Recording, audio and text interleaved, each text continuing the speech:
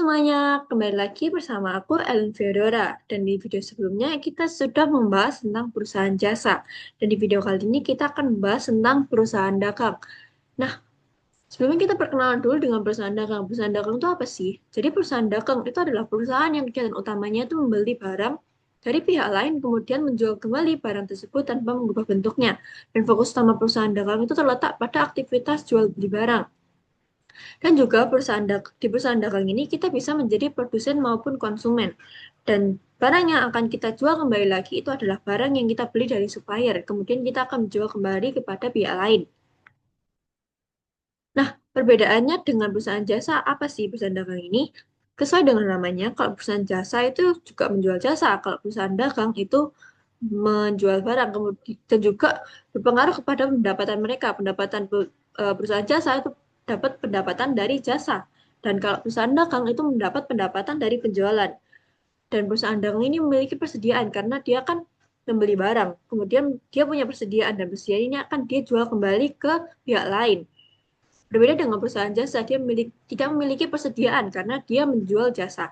Contoh perusahaan jasa itu kayak salon, kemudian konsultasi. Kalau perusahaan dagang itu misalnya kayak toko minimarket. Nah, di perusahaan dagang sendiri itu memiliki metode pencatatan persediaan yang berbeda. Ada dua. Yang pertama itu adalah metode periodik. Kalau metode periodik ini adalah sistem pencatatan persediaan di mana persediaan itu tidak catat terus-menerus. Dan jumlah persediaan itu diketahui pada akhir periode melalui perhitungan fisik. Nah, nanti itu pada akhir periode, akuntan itu akan melakukan pengecekan persediaan di pada eh, akhir periode untuk melakukan perhitungan fisik kalau menggunakan metode periodik. Kalau metode perpetual itu adalah sistem pencatatan persediaan di mana setiap transaksi pembelian, penjualan langsung mengaruhi akun persediaan. Jadi kalau metode perpetual ini akan lebih detail dan di metode perpetual jika kita sebagai penjual kita akan mencatat HPP. Nah, di bagian metode perpetual ini adalah akun-akun yang akan muncul nanti di bagian perusahaan dagang. Yang pertama itu ada persediaan, kemudian penjualan, harga pokok penjualan, diskon penjualan, retu penjualan, dan beban angkut penjualan. Nah, HPP ini sebenarnya apa? HPP ini adalah harga yang kita keluarkan untuk mendapatkan suatu persediaan. Contohnya kayak gini, kita punya buku, kita membeli buku. Nah, kita membeli buku seharga 5.000. Kemudian kita akan jual kembali dengan harga 8.000. Nah, 5.000 ini adalah HPP kita. Jadi, harga yang kita keluarkan untuk mendapatkan buku ini itu menjadi HPP kita. Nah, yang selanjutnya ada term of payment atau termin.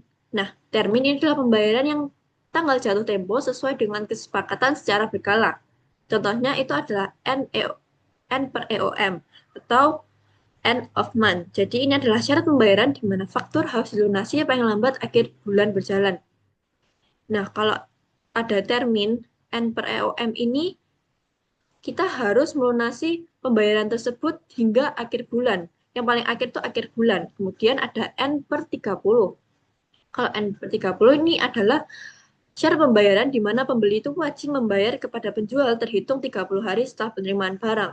Nah, kalau N per 30 itu adalah di mana kita harus melunasi pembayaran dalam jangka waktu 30 hari setelah penerimaan barang. Kemudian ada 2 per 10 atau pembacanya itu gini, kita mendapatkan diskon 2% jika kita melakukan pembayaran dalam jangka waktu 10 hari. Misalnya gini, kita beli barang tanggal 1. Nah, dalam jangka waktu 10 hari ini setelah tanggal 1 itu kita akan mendapatkan diskon 2%. Jadi kalau kita membayar dalam jangka waktu tanggal 1 sampai tanggal 11 itu kita akan mendapat diskon 2%. Nah, kemudian ada FOB atau Free On Board. FOB ini sendiri adalah istilah dalam perdagangan yang menentukan titik penyerahan tanggung jawab, biaya, dan risiko pengiriman barang dari penjual kepada pembeli. Nah, di sini ada FOB Shipping Point dan juga FOB Destination. FOB Shipping Point sendiri itu adalah syarat penyerahan barang dalam perdagangan yang berarti tanggung jawab, biaya pengiriman, dan risiko kerugian atau perusahaan barang itu beralih sepenuhnya dari penjual ke pembeli sejak barang dimuat atau meninggalkan lokasi penjual. Nah, kalau FOB Shipping Point ini sendiri akan biayanya akan ditanggung semua oleh pembeli. Kalau FOB destination itu adalah kesepakatan pengiriman di mana penjual menanggung seluruh biaya risiko dan kepemilikan barang hingga barang tiba dan diterima dengan baik oleh pembeli di lokasi tujuannya. Kalau destination ini sendiri itu akan ditanggung biayanya, biaya angkutnya itu akan ditanggung oleh penjual. Jadi kalau FOB shipping point itu ditanggung oleh pembeli, kalau FOB destination itu akan ditanggung oleh penjual. Kemudian dan juga di perusahaan dagang ini adalah laporan keuangan, di mana juga terdiri dari laporan laba rugi, kemudian laporan laba ditahan, laporan posisi keuangan, dan juga laporan arus kas. Tetapi ada beberapa perbedaan, ada dua perbedaan di laporan laba rugi dan juga laporan posisi keuangan, di mana kalau di perusahaan jasa itu kan kita mencari laba bersih tinggal dari pendapatan dikurangi oleh beban. Kalau di perusahaan dagang, di laporan laba rugi itu kita harus melakukan 3 tahap. Yang pertama, kita akan melakukan pencarian pendapatan neto dengan cara pendapatan akan dikurangi dengan retur dan juga diskon. Kemudian setelah kita mendapatkan pendapatan neto, kita akan menghitung laba kotor dengan cara pendapatan neto tadi itu akan dikurangi dengan HPP. Kemudian setelah kita ketemu laba kotornya, kita akan mencari laba bersih dengan cara laba kotor yang sudah kita cari tadi akan dikurangi dengan beban. Nah, akhirnya kita akan baru mendapatkan laba bersih. Kemudian lanjut ke laporan posisi keuangan. Di bagian laporan posisi keuangan ini memiliki perbedaan di bagian aset, di mana di bagian aset ini akan dapat penambahan satu akun yang berbeda, yaitu akun persediaan. Selanjutnya kita akan melakukan penjurnaan dengan metode perpetual. Nah, di metode perpetual ini, sebelumnya kita akan melihat dulu bagian COA-nya, karena ada penambahan beberapa akun, yaitu yang pertama ada akun persediaan, kemudian akun penjualan, data penjualan, potongan penjualan, harga pokok penjualan, dan juga beban akun penjualan. Nah, kalau kalian bertanya-tanya, kenapa ini nggak ada akun pembelian? Nah, sebenarnya akun pembelian tuh ada, cuma akun pembelian ini dicatat sebagai akun persediaan, karena akun pembelian ini itu akan mempengaruhi akun persediaan, di mana perusahaan ini kan dia beli barang itu untuk dijual kembali, bukan untuk dikonsumsi oleh perusahaan tersebut. Dan akhirnya dari pembelian itu akan menjadi aset sebagai persediaan bagi perusahaan itu. Nah, lanjut kita ke jurnal umum. Di jurnal umum kita pertama-tama kita akan catat dulu bagian ini, di mana kita menentukan tanggal, akun debit, kemudian akun kredit, debit, kemudian kredit, keterangan, dan juga akun.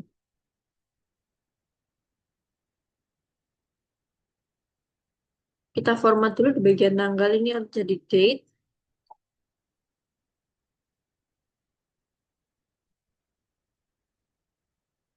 Nah, kemudian seperti di video sebelumnya, perusahaan jasa untuk di bagian jurnal umum, kita akan menggunakan data validation untuk meminimalisir kesalahan pencatatan di bagian akun dan akun debit dan kredit.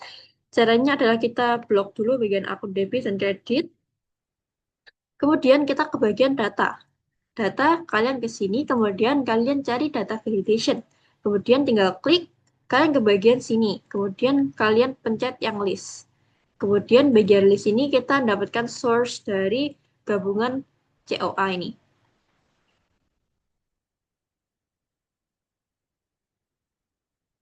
Nah, kalau sudah muncul, itu akan muncul bagian segitiga ini, di mana nanti akan muncul kayak gini. Oke, kita lanjut ke soal yang pertama. Nah, di soal yang pertama ini, kita ada surat pernyataan penyetoran modal, di mana pada tanggal 1 Januari 2025 ini, pemilik CV Sastra Jaya itu melakukan penyetoran modal berupa kas, perlengkapan, dan juga peralatan.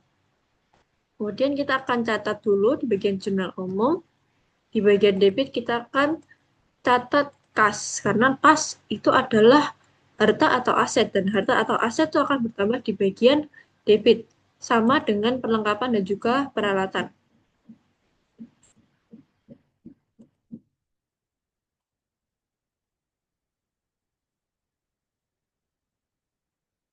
Kemudian kita isi.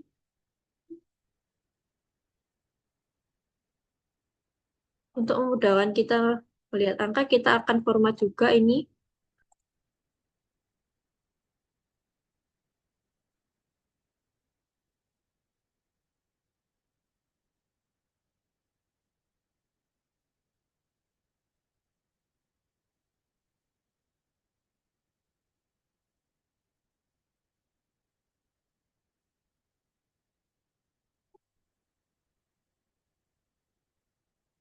Nah, kemudian kita di bagian kreditnya kita akan catat sebagai modal karena modal itu menambah ekuitas, maka ekuitas juga bertambah di kredit. Jadi yang dikredit adalah modal. Bagian modal ini kita bisa tambahkan langsung dari ini. Dan modal kita adalah 295 juta. Di bagian sini kita bisa catat sebagai penyetoran modal oleh pemilik.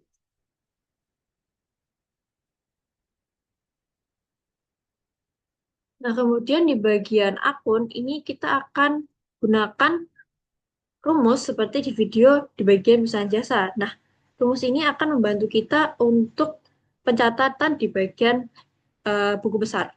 Di bagian akun ini kita bisa menggunakan rumus if. If jika debit adalah 0, maka pilihlah kredit. Jika tidak kosong, maka pilihlah kredit. Debit maksudnya. Nah, akan muncul akun kas. Ini kita bisa langsung drag aja ke bawah. Nah, kalau muncul 0 ini berarti rumusnya sudah muncul. Oh ya, bagian tanggal ini kita jangan lupa isi juga tanggal 1 Januari 2025.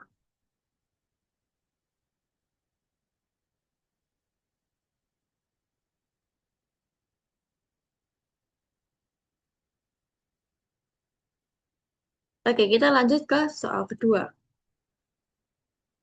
Nah, di sini kita mempunyai invoice dari CV Sina Buku, CV Bina Buku, di mana kita melakukan pembelian ke CV Bina Buku, kita membeli buku catatan sebanyak 200 dengan harga satuannya 5.000. Jadi total harga yang harus kita beli adalah 1 juta. Dan di sini ada syarat pengiriman dan juga termin. Di mana syarat pengirimannya adalah shipping point. Di mana kalau shipping point itu kan ditanggung oleh pembeli. Dan kita di sini sebagai pembeli harus menanggung biaya angkut pembelian. Dan juga di sini ada termin N per M. Jadi kita harus membayar pembelian kita ini dalam jangka waktu hingga akhir bulan.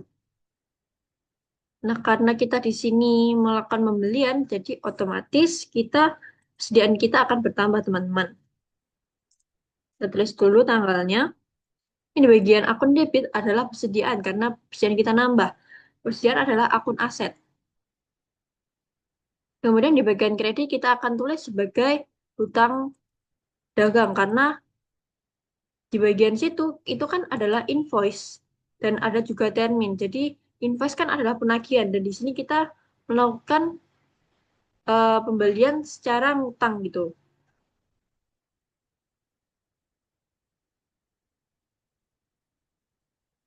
Kemudian kita catat 1 juta.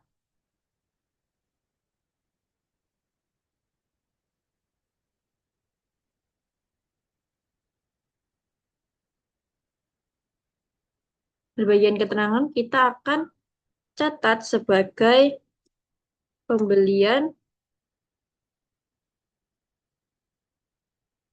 buku catatan dari CV Bina Buku.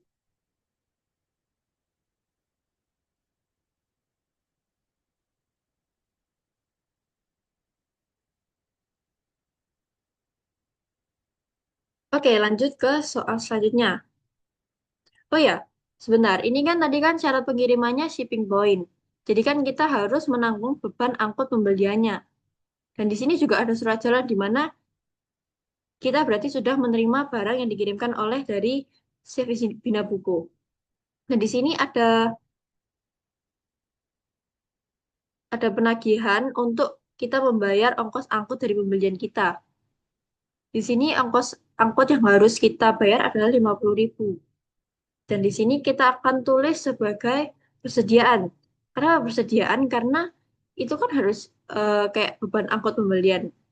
Dan seperti yang saya jelaskan sebelumnya, pembelian itu akan dicatat sebagai persediaan karena itu adalah biaya yang kita keluarkan untuk mendapatkan persediaan tersebut.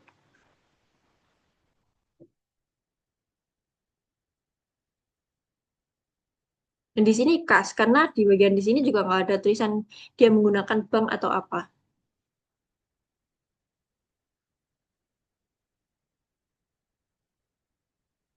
Kita akan tulis 50.000.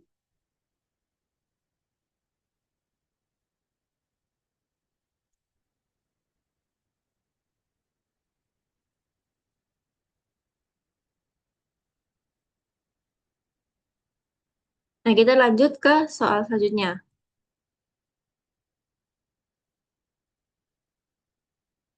Nah, kemudian di bagian tanggal 5 Januari ini ada surat retur, di mana kita mengembalikan barang yang kita beli pada tanggal 30, tanggal 3 Januari. Kita mengembalikan sebanyak 30 buku catatan. Karena ada kesalahan pengiriman jenis buku. Seperti ini ya, teman-teman. Di sini buku catatannya yang dikembalikan ada 30.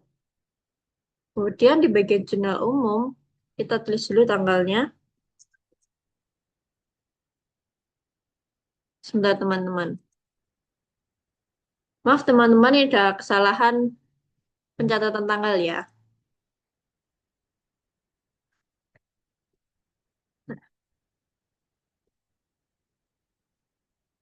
Nah, yang ini kita tulis sebagai 5 Januari 2025.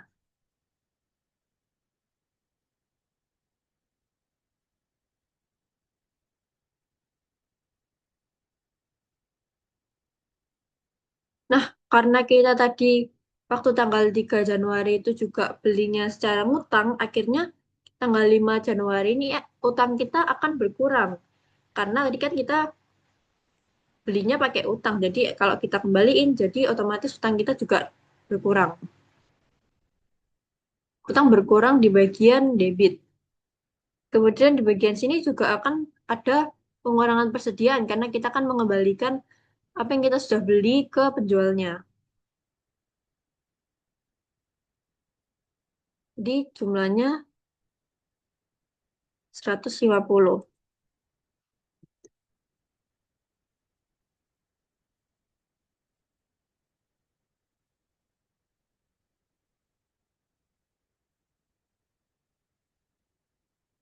Nah, kemudian bagian keterangan kita akan tulis sebagai retur pembelian buku catatan. Garis Januari. Nah, saran saya di bagian sini kalian bisa tulis sebagai retur, karena nanti di bagian pelunasan kalian gak bingung. Waktu bagian pelunasan itu akan ada pengurangan harga yang harus kita lunasi, karena kan kita ada retur. Nah, kemudian di sini ada invoice lagi dari si Face Bina Buku, di mana kita di sini membeli buku gambar sebanyak 250.000 dengan harga satuan 7.000. Jadi total yang harus kita bayar adalah 1.750.000. Dan di sini ada syarat pengiriman, destination.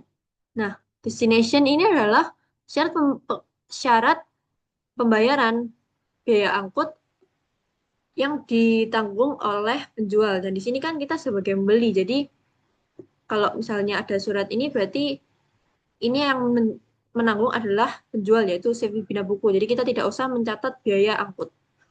Dan juga di sini ada termin 2/10, 1/15 dan juga N per EOM. Di mana kalau kita membayar dalam jangka waktu 10 hari setelah penerimaan barang, kita akan mendapatkan diskon 2%. Kalau kita melakukan pembayaran dalam jangka waktu 15 hari, kita akan mendapatkan diskon 1%. Dan tidak akan mendapatkan diskon jika melebihi dalam jangka waktu 15 hari dan harus melunasi pembayaran hingga jangka waktu akhir bulan atau end of month. Dan juga di sini ada surat jalan, berarti kita sudah menerima buku gambarnya ya. Kemudian di tanggal 8 Januari kita catat dulu. Di bagian debit kita akan membeli dari CV Bina Buku. Jadi otomatis persediaan kita nambah. Persediaan itu kan masuk akun aset, jadi akhirnya asetnya bertambah di debit. Dan di sini kita juga tadi kan ada termin dan juga itu termasuk invoice. Kita berarti juga ini menggunakan utang.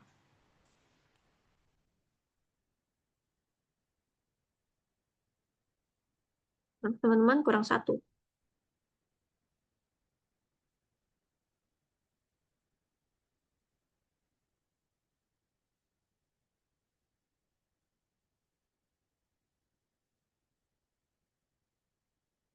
Nah, teman-teman ini ada kesalahan catatan di bagian keterangan ya tadi.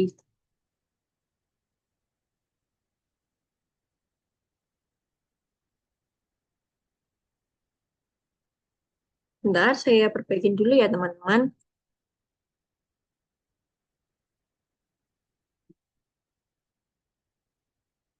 Nah, oke. Kemudian di bagian sini kita bisa catat sebagai pembelian buku gambar dari CV Bina Buku.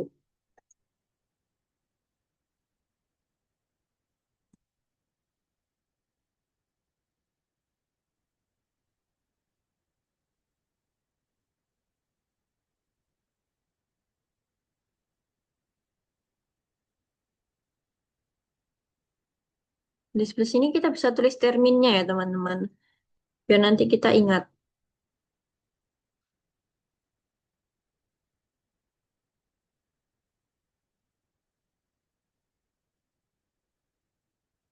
Oke, kita ke soal selanjutnya.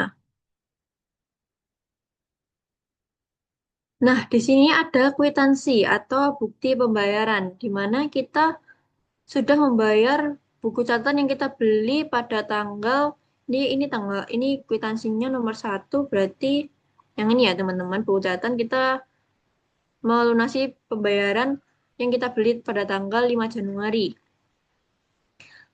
Tetapi di sini kan jumlahnya kan 170, di mana awalnya kita kan membeli dengan jumlah 200.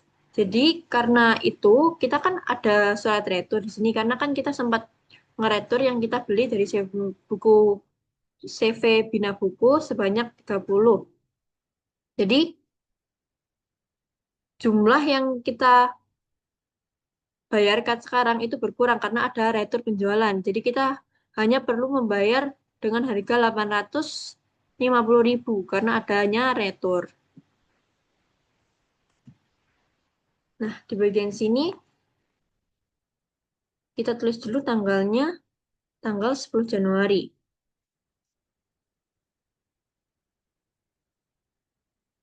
Otomatis kita akan ada pengurangan hutang dagang. Pengurangan hutang dagang di bagian debit dan kemudian ada pengurangan kas. Karena kita mengeluarkan kas untuk melunasi hutang kita untuk dari pembelian tersebut.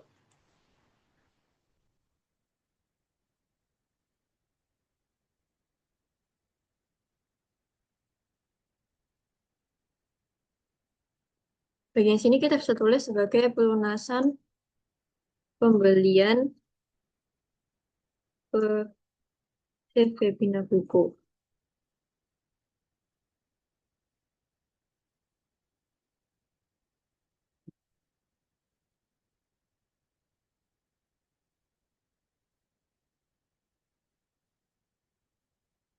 Nah, oke, ke soal selanjutnya. Nah, di sini ada invoice lagi.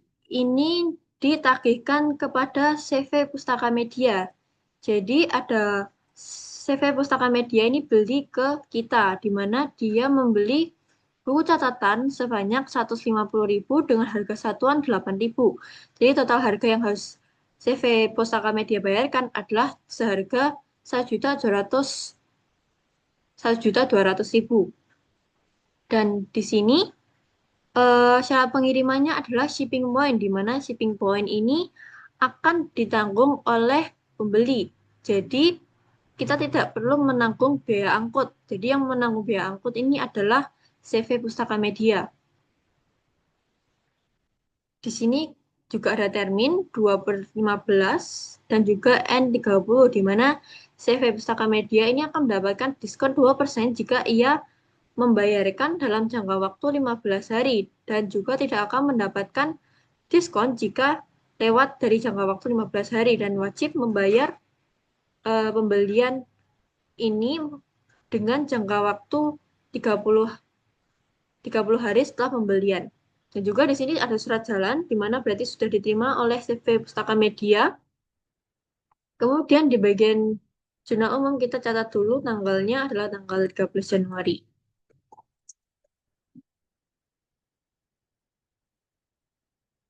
Nah, di bagian sini kita akan mencatat sebagai piutang dagang karena kan dia tadi ada termin dan juga itu bentuknya adalah invoice di mana adalah penagihan. Di sini ada piutang dagang dan juga ada penjualan.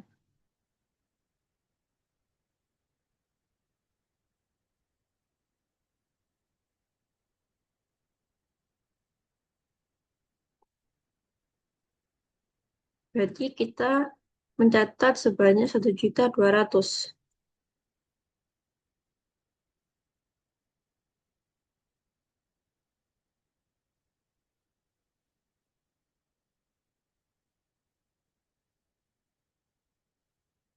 Kemudian kita di sini bisa tulis sebagai penjualan buku catatan CV Pustaka Media. Nah, kemudian seperti yang saya bilang tadi, di mana kalau kita sebagai penjual, kita harus mencatat HPP. Nah, kita catat dulu juga tanggalnya, teman-teman. Nah, HPP, gimana cara ngitung HPP-nya? Kan tadi kan dia beli buku catatan sebanyak 150. Nah, kita buku catatan ini tadi tuh membeli dengan harga 5.000 per harga satuannya itu. Jadi kita tinggal kalikan dengan harga perolehan yang kita dapat untuk membeli buku catatan ini dengan jumlah yang dibeli oleh CV Pustaka Media. Jadi kita tinggal kalikan 5.000.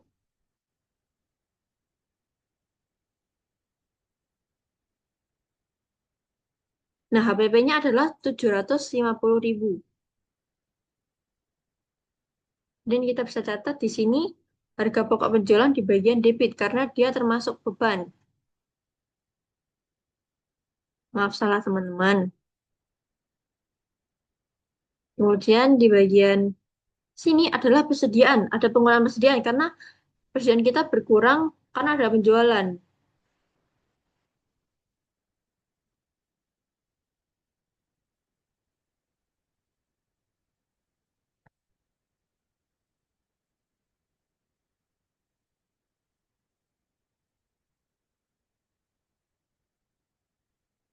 Bagian keterangan kita bisa tulis seperti ini ya teman-teman.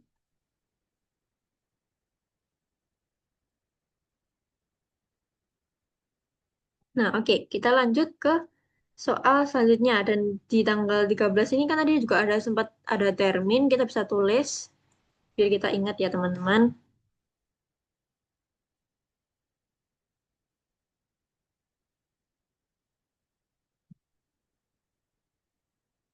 Nah, soal selanjutnya. Di sini ada invoice lagi teman-teman, di mana ada penjualan ke CV Pustaka Media lagi, di mana di sini dia membeli buku gambar sebanyak 170 dengan harga satuannya 10.000. Dengan total harga yang harus dia bayarkan adalah 1.700.000. Nah, kemudian di sini ada juga syarat pengiriman destination. Nah, destination sendiri ini akan ditanggung, biaya angkutnya akan ditanggung oleh penjual. Di mana kita di sini kan sebagai penjual, jadi otomatis kita akan mencatat atau membayar biaya angkut pembelian penjualan kita. Dan juga di sini ada termin N per EOM, di mana si Pustaka Media wajib melunasi pembayaran hingga akhir bulan. Dan juga di sini ada surat jalan, di mana berarti sudah diterima oleh CV Pustaka Media tanggal 15 Januari.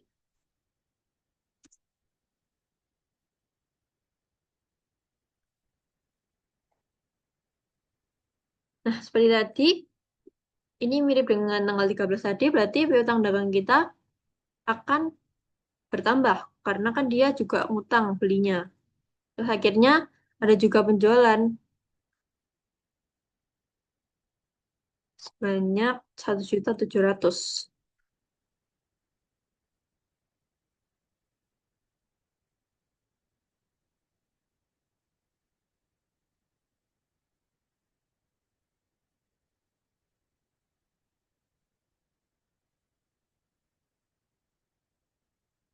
Nah, kita kemudian karena ini ada penjualan, kita catat lagi HPP-nya.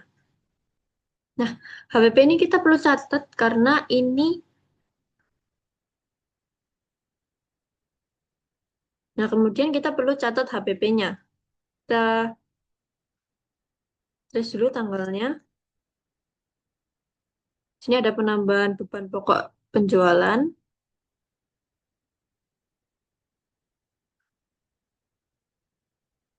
dan juga ada pengurangan persediaan. Nah, kita akan menghitung HPP dari buku gambar.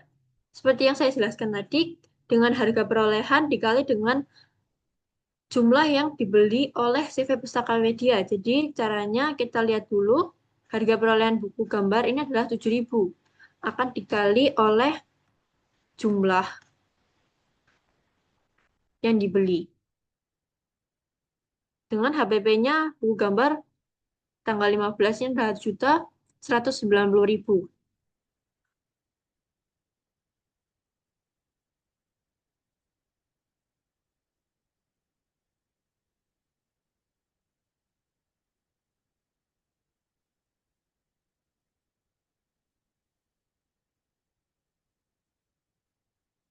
Oke. Kemudian kita lihat lagi di sini, ini kan destination. Destination kan ditanggung oleh penjual. Dan di sini kita posisinya sebagai penjual, jadi otomatis kita harus menanggung biaya angkutnya. Nah, biaya angkutnya kali ini kita harus membayar sebanyak 45.000 ke pihak yang akan mengirimkan barang-barang tersebut. Sini kita bisa catat sebagai beban angkut penjualan dan juga kas. Tadi juga nggak ada tulisannya pakai bank, jadi kita anggap aja pakai kas.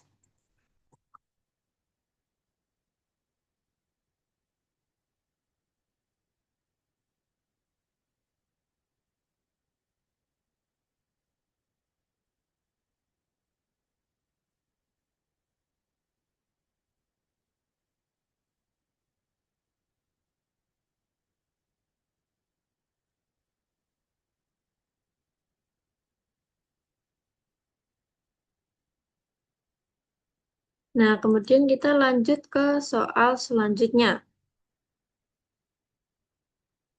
Nah, di tanggal 18 Januari ini ada surat retur dari CV Pustaka Media di mana dia mengembalikan buku catatan sebanyak 10 dengan harga satuan 8.000 dan total harga yang dikembalikan adalah 80.000. Alasan returnya adalah barang tidak sesuai dengan pesanan dan ditemukan cacat setelah diterima. Nah, jadi pencatatannya ini akan kita tulis dulu tanggalnya, tanggal 18.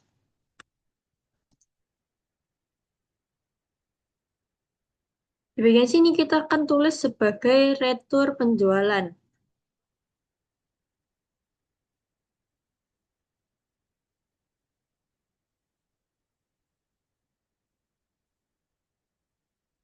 Dan di bagian debit itu akan kita tulis sebagai piutang dagang karena piutang dagang kita berkurang karena kan dia tadi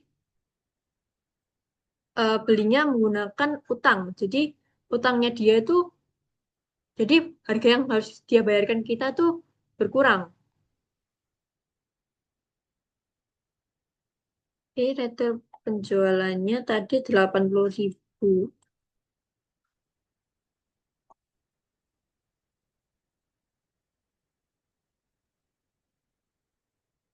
Ini retur untuk tanggal 4, ini untuk tanggal 13 Januari ya teman-teman. Kita bisa tulis sini retur pembelian buku catatan tanggal 13. Di sini kita juga bisa tulis retur. Nah, seperti yang saya bilang tadi, kalau misalnya kita sebagai penjual, kita wajib menulis HPP juga, karena ini kan nanti HPP akan memengaruhi laba kotor.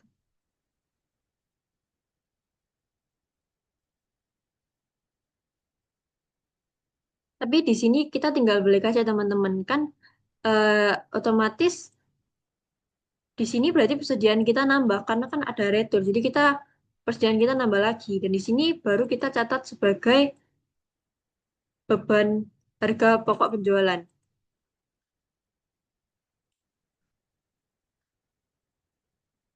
Kita tulis sebagai, kita ngitung HPP-nya gini teman-teman. Ini kan tadi 10. Dengan buku catatan tadi kan kita beli dengan harga 5.000. Kita tinggal kalikan ya. Kemudian kita kalikan. Nah, HPP-nya adalah 50.000 untuk returnya.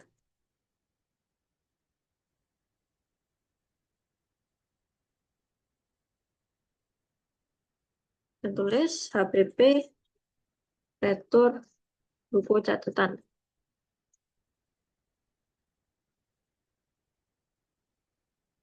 Oke, kemudian kita lanjut ke soal yang selanjutnya.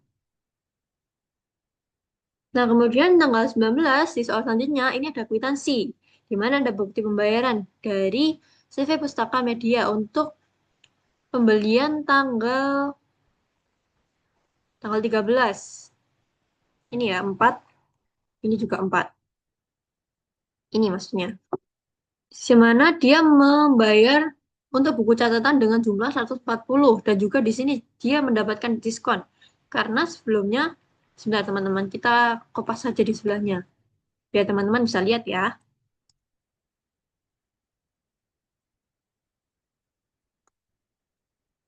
Nah, kita bisa bandingkan ya. Ini kan tadi em, dia kan membelinya 150. Kemudian tanggal 18 dia melakukan retur sebanyak 10 buku catatan. Akhirnya dia akan hanya membayarkan buku catatan dengan jumlah 140 karena dia melakukan retur. Dan kemudian dia di sini juga mendapatkan diskon. Karena dia, ini kan udah termin 2/15. Dengan jangka waktu 15 hari, dia akan mendapatkan diskon 2%. Dan di sini dia membayarkan dalam jangka waktu 15%. Dan akhirnya dia mendapatkan diskon 2%. Di mana dia kan itu tanggal 13 Januari dengan jangka waktu 15 hari, itu berarti tanggal 13 Januari sampai tanggal 28 Januari. Nah, di sini dia membayarkan pada tanggal 19 Januari, jadi dia tetap dapat diskon. Kemudian kita tulis dulu jurnal umum tanggalnya.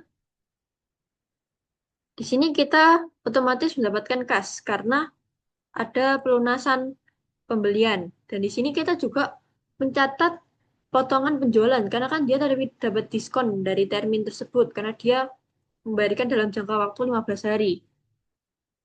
Potongan penjualan di debit karena dia akan mengalami pendapatan. Pendapatan kita akan otomatis berkurang karena adanya potongan penjualan. Di sini kita akan catat sebagai piutang dagang. Nah, di sini piutang dagangnya kita catat dulu. Berarti lunas sudah. Oh, sebentar teman-teman. Kita di sini kasnya hanya menerima 1.097.600.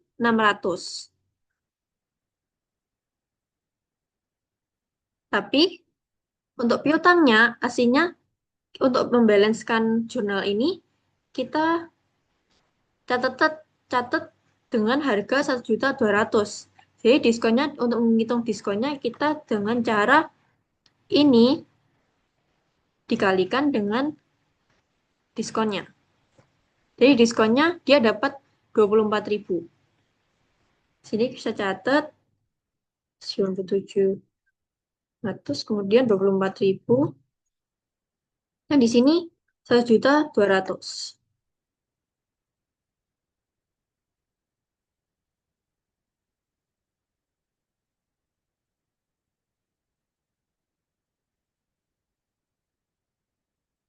Nah, ini dari Pustaka Media ya, teman-teman.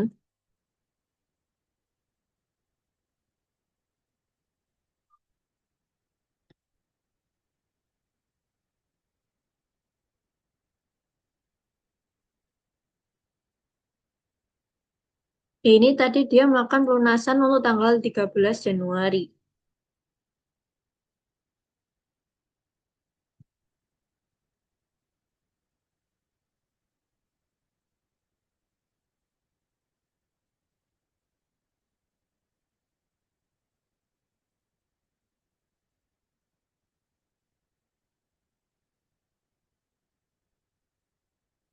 Oke, kita ke soal selanjutnya. Nah, di sini juga ada kwitansi yang diterima oleh CV Bina Buku di mana kita melakukan pembayaran untuk tanggal ini kwitansi 2 berarti ini teman-teman.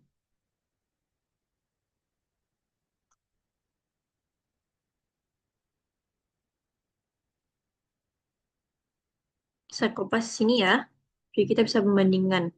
Nah, di sini kita membeli buku gambar 250. Dan di sini juga masih 250 karena tidak ada retur dan semacamnya. Dan juga di sini kita mendapatkan diskon 1%. Seharusnya kita bisa mendapatkan diskon 2% jika kita membayarkan dalam jangka waktu 10 hari. Cuma kan ini kalau dalam jangka waktu 10 hari berarti dia harus membayar dalam jangka waktu tanggal 8 Januari sampai tanggal 18 Januari. Dan itu sudah lewat karena ini tanggal 20 Januari. Tapi dia bisa mendapatkan diskon 1% dalam jangka waktu 15 hari. Di mana dalam jangka waktu 8 Januari sampai 23 Januari dia akan mendapatkan diskon sebanyak 1%. Dan jika lewat, maka dia tidak mendapatkan diskon, tapi harus juga membayarkan pembelian ini dalam jangka waktu hingga akhir bulan. Nah, di sini dia mendapatkan diskon. Kita hitung dulu ya diskonnya untuk kita catat di bagian, oh sebentar, kita hitung dulu bagian diskonnya. Cuma nanti kita akan catat sebagai persediaan ya teman-teman. Karena kan seperti yang tadi saya bilang, semua pembelian akan kita catat sebagai akun persediaan. Nah, ini kemudian kita kalikan dengan diskonnya. Di diskon kita adalah 17.500. Nah, di sini kita tulis dulu tanggalnya, tanggal 25. Dan di bagian sini kita akan mendapatkan em, pengurangan hutang. Karena kan kita sudah membayar, akhirnya ada pengurangan hutang. Dan kita akan ada pengurangan kas juga. Dan di sini kita akan catat diskon pembeliannya, tapi kita catat sebagai persediaan di bagian kredit. Karena kayak saldo persediaan itu kayak jadi berkurang, makanya jadi kredit. Jadi hutang dagangnya itu kan 1.750.000. Kemudian di bagian kas kita hanya mengeluarkan 1.732.500. Tadi diskonnya adalah 17.500. Ini pelunasan pembelian ke CP Bina Buku untuk tanggal 8 Januari ya teman-teman.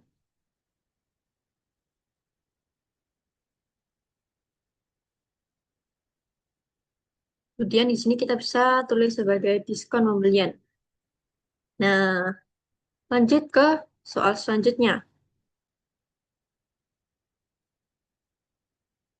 Nah, di sini juga ada kwitansi, ada bukti pembayaran dari CV Pustaka Media, di mana dia membayarkan buku gambar dengan jumlah 170 dengan harga satuan 10.000 dan harga yang harus dia bayarkan adalah 1.700.000. Ini ada kwitansi 5, ini ya.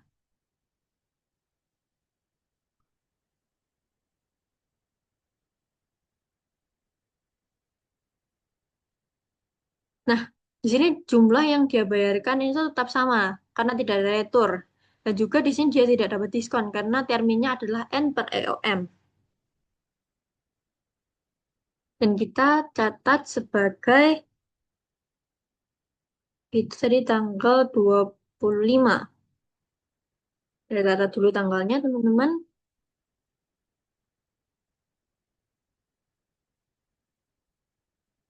Di sini otomatis hutang dagang kas kita bertambah karena ada pelunasan pembayaran. Dan juga di sini piutang kita akan berkurang karena ada pelunasan. Karena dia tadi membeli dengan mengutang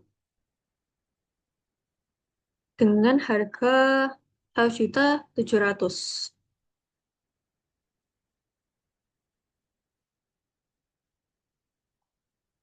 Oh ya teman-teman, di bagian tanggal 19 Januari ini ada kesalahan soal ya teman-teman. Seharusnya diskonnya ini adalah 22.400 karena sebelumnya saya ini kalikan dengan harga sebelum retur di tanggal pembelian tanggal 13 tanggal tanggal 13 Januari ini sebelumnya ada retur. Jadi sebelumnya saya kalikan dengan harga sebelum retur. Harusnya saya kalikan dengan harga setelah retur bagian diskonnya.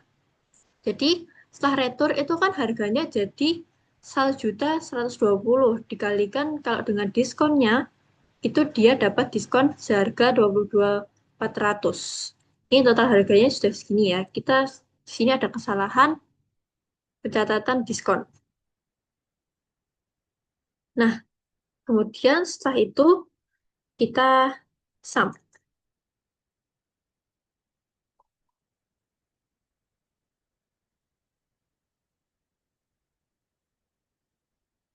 Kemudian kita drag ke kanan.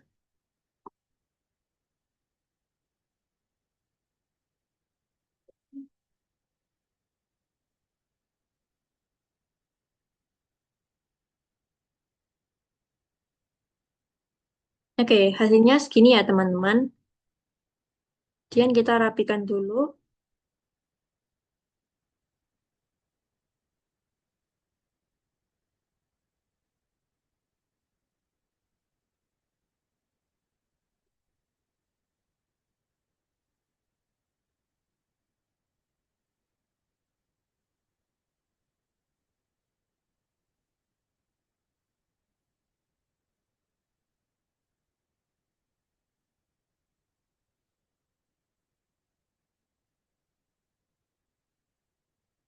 Oke, bagian jurnal umum sudah selesai. Kita kasih judul dulu ya.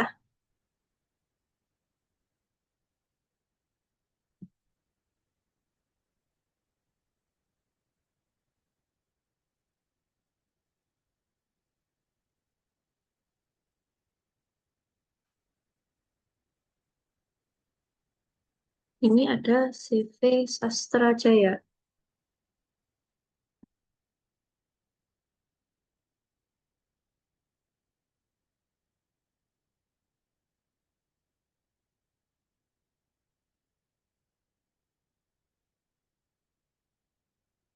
Oke, kemudian setelah kita menyelesaikan jurnal umum, kita akan membuat buku besar. Nah, seperti di video sebelumnya, kita membuat buku besar dengan menggunakan pivot table. Di sini membuat dengan pivot table bisa langsung ke insert, kemudian bagian pivot table, kemudian ini, terus bagian table orange ini kita bisa langsung kita dapatkan dari jurnal umum di sini ya teman-teman. Kemudian klik OK saja. Nah, di buku di buku besar ini kita butuh tanggal, kemudian juga debit, kredit, dan juga keterangan. Akun juga butuh. Dan di bagian akun ini kita akan filter karena di buku besar ini kita akan mengklasifikasikan akun-akun. Nah, ini ya teman-teman bagian ini. Kemudian kita bisa bagian ke desain. Kita bisa ke tabular form biar lebih bagus. Nah, oke.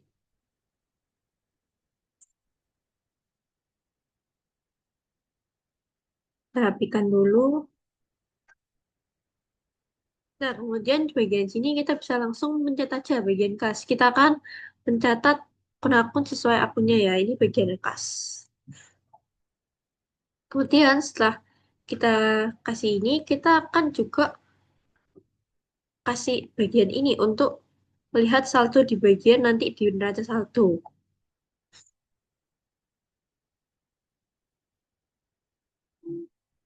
Kita di sini bisa tulis saja saldo debit. Dan di sini kita akan menggunakan rumus if lagi. Di if, jika debit lebih besar daripada kredit, maka debit akan dikurangi kredit. Jika jika tidak ada, maka nol. Nah, di sini langsung akan muncul saldo debit untuk nanti kita taruh untuk nanti di neraca saldo. Kemudian kita juga bikin yang bagian saldo kreditnya.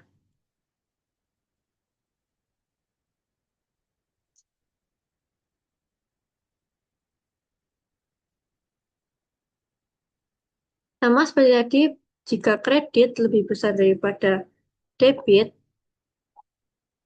maka kredit akan dikurangi dengan debit. Jika tidak, maka adalah jika tidak, maka nol.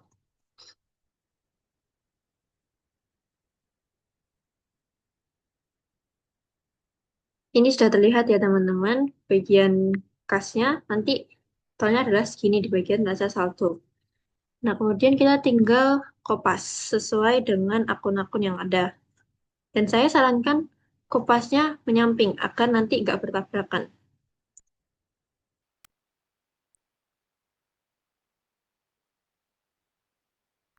Nah, kemudian setelah kita mencatat semua akun, kita kasih judul dulu ya teman-teman.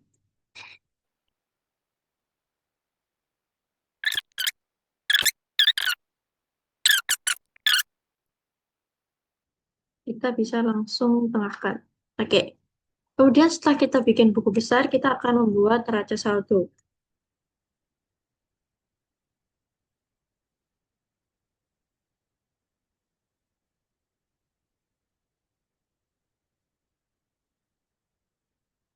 Nah, untuk membuat neraca saldo, kita juga menggunakan pivot table, di mana kita nanti tinggal kopas saja di bagian buku besar ini.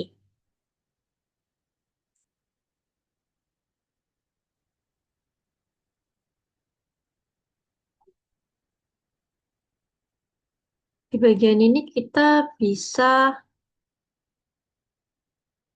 filter lagi, karena di sini kita gak usah filter akun. Di sini kita juga tidak butuh keterangan dan hanya butuh bagian saldo sum of saldo debit dan juga saldo debit kredit. Di bagian tanggal juga kita nggak perlu ya teman-teman. Jadinya kayak gini. Sini kita tinggal kasih totalnya aja.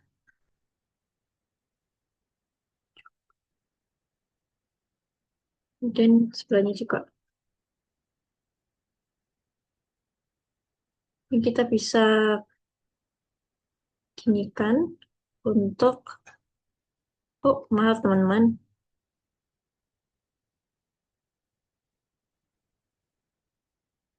penting.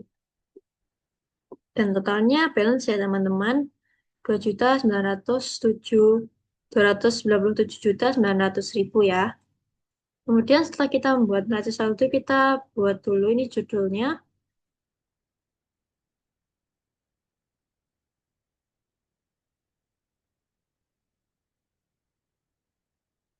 Bisa kita kasih ini juga, border.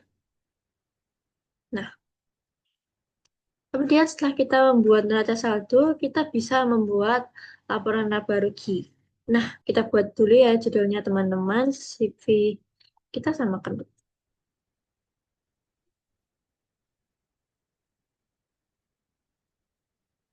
Kemudian sini laporan laba rugi. Dan juga di bagian laporan laba rugi ini judulnya juga ada perbedaan ya teman-teman, di mana kita ini catatnya untuk periode yang berakhir Januari 2025.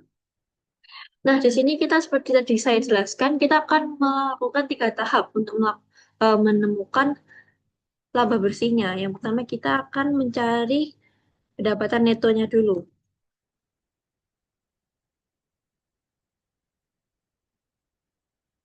Kita cari dari pengurangan dari penjualan dikurangi rate penjualan dan juga potongan penjualan. Dan di sini kita akan menggunakan rumus sum if seperti di video sebelumnya untuk mencari bagian saldo ini. Sum if, jadi ini kalian bisa lihat di bagian sini, kalian kalian bagian bawah ini kalian range-nya mau di mana? Range-nya di sini. Kemudian ini kriterianya apa? Kriterianya penjualan. Kemudian cari saldonya di bagian ini, kurung tutup. Nah, yang ini kan belum. Jadi kita tambah sum if range-nya, kita ulang lagi kayak tadi ya teman-teman. Terus kita ini lagi. Kemudian range-nya yang bagian kredit sekarang. Oh ya, ini kita juga perlu string, soalnya nanti kita juga akan pakai untuk yang bagian ini. Jadi kita tinggal kopas-kopas saja ini biar tidak geser ya.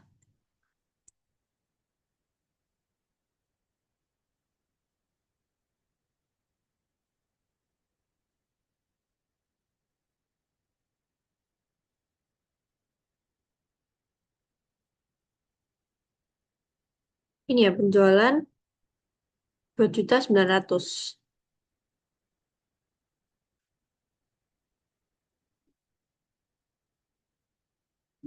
Kemudian di bagian data penjualan kita juga bisa menggunakan rumus yang sama seperti ini.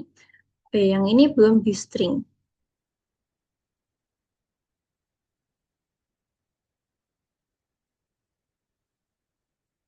Kita tinggal kopas. Ini kriterianya pasti bergeser, kita harus ganti ya teman-teman.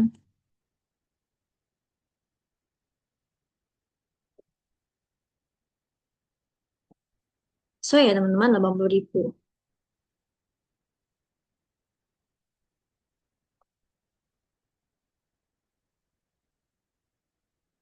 Kemudian di bagian sini kita bisa tulis sebagai pendapatan neto.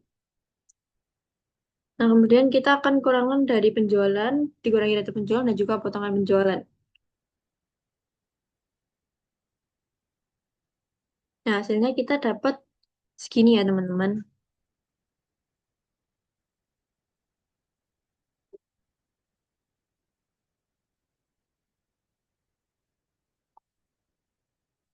Kemudian kita akan mencari laba kotor, di mana laba kotor ini kita dapat dari HPP.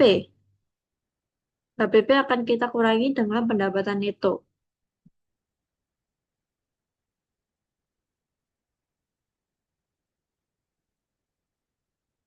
Kita bisa menggunakan rumus yang sama seperti tadi ya teman-teman. Nah, ini kita akan kurangi dengan pendapatan neto.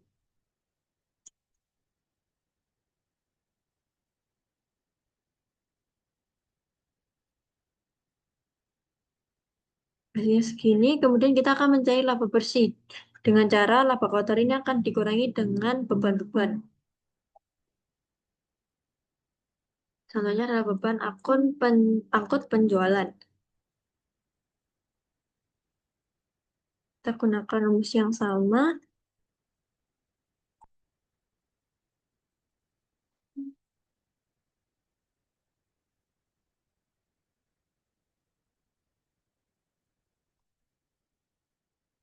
Ini kita bisa kurangkan.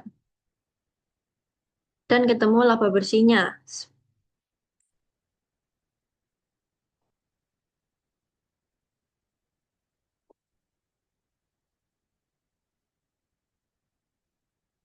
Dan kita bisa rapikan saja ya teman-teman.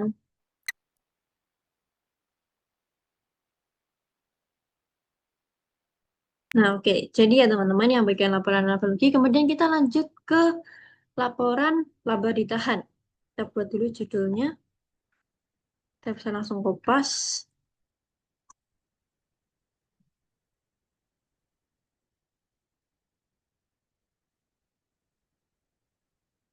Nah, di bagian laporan laba ditahan, ini kita perlu yang pertama laba ditahan. Laba ditahan 1 Januari.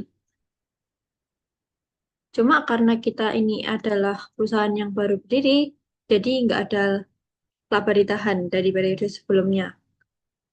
Kemudian laba bersih.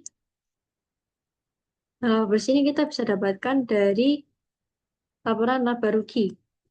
Kemudian akan dikurang dengan prive atau dividen.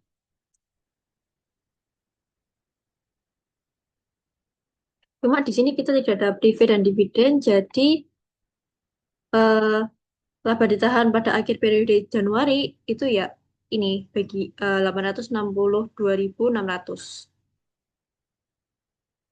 Kemudian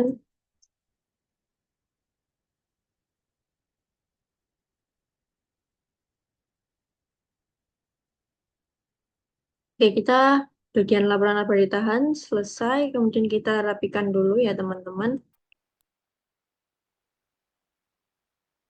Nah, kemudian setelah kita menyelesaikan laporan laba ditahan, laporan yang selanjutnya ada laporan posisi keuangan. Kita juga kupas ini. Ini judulnya sama ya guys, yang ketiga ini. Ups, maaf.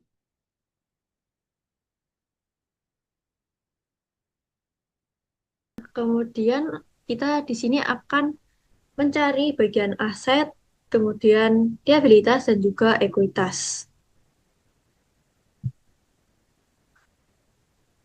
Aset, sini aset ini bagian eh, akun yang biasanya berawalan dari satu itu adalah aset. Jadi kita kupas yang bagian ini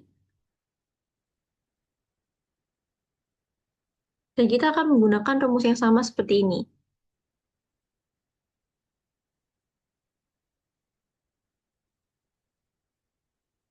Oke, kriterianya sudah benar, kita bisa drag saja.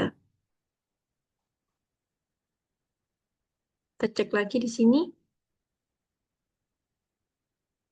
Sudah benar ya teman-teman. Terus bagian sini kita bisa cari total aset. Yang piutang dagang ini nol, karena tadi semuanya yang dari klien-klien yang beli di perusahaan kita itu sudah bayar semua, jadinya nol.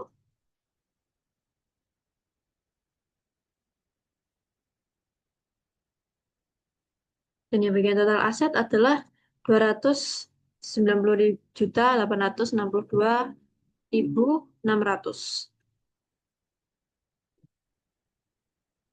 Dan kemudian kita cari yang bagian liabilitas.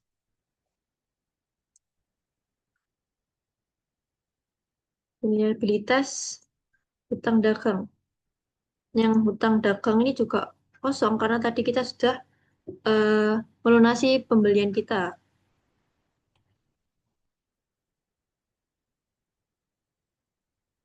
Kemudian kita cari bagian ekuitas. Dan juga yang ekuitas ini kita dapat dari modal dan juga laba bersih. Modal, modalnya,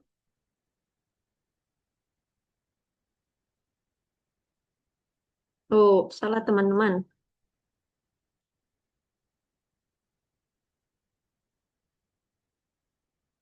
Oke, ini yang benar ya. Kemudian laba bersihnya adalah ini. Kemudian kita tinggal jumlahkan.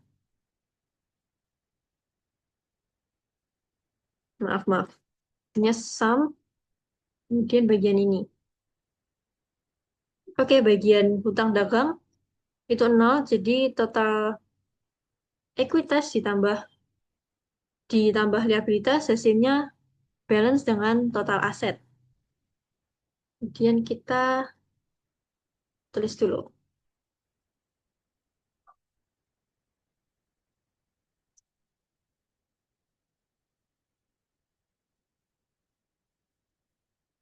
Kita bisa rapikan ya teman-teman. Kita rapikan dulu. Nah, sini bagian aset segini, balance dengan total liabilitas dan juga ekuitas. Sini bisa namain dan laporan keuangan.